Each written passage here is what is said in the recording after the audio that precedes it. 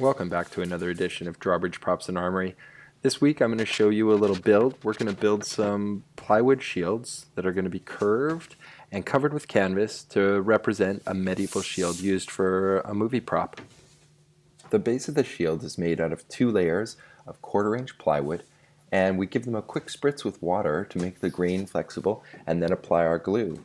The next step is to put your plywood into a shield press of some sort. Now this one is really simple. It is basically a 2x4 that runs the length of the shield and then a piece of plastic that goes over the pieces of plywood that I'm going to glue, and then some ratchet straps, and I'm just ratchet strapping it right down to one of my benches so that I can get some tension and get that plywood to compress into the shape that I want.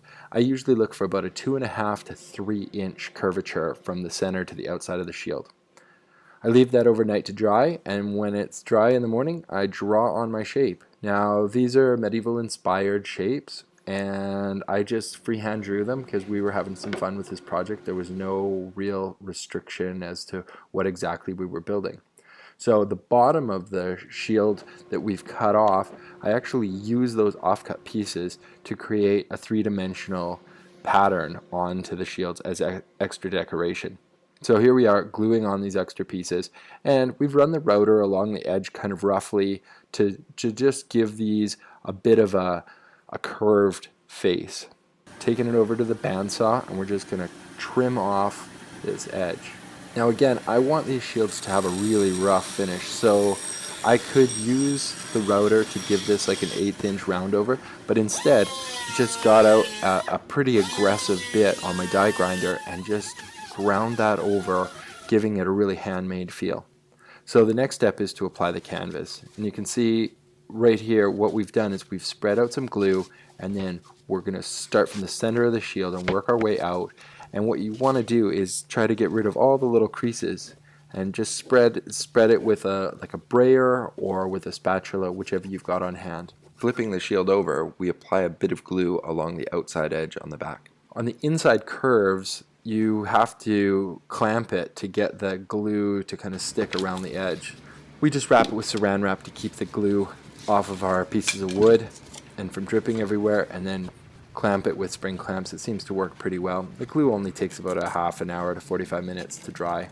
We wanted the edge to look really hand done, so we purposely trimmed it really kind of poorly along the edge of the canvas, and then when we paint it really evenly so that you have visually a nice solid border, but when you look close it's got the detail of having a bit of variance between the paint and the cut canvas edge.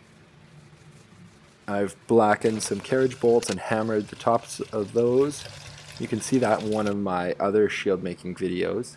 And there we are, there's the 4 shields getting ready for their paint job. Now this army is all going to be gold and black, so we're laying out some different patterns and using a variety of techniques to just get some colored patterns on here. The next step is to strap the shields. Now I always use vice grips, and you can see I've put a little bit of protective wood on the front of the shield so that I don't mar my painted surface. And the vice grips just allow you to kind of play with the placement and make sure that the shield is properly balanced before you commit to drilling your holes.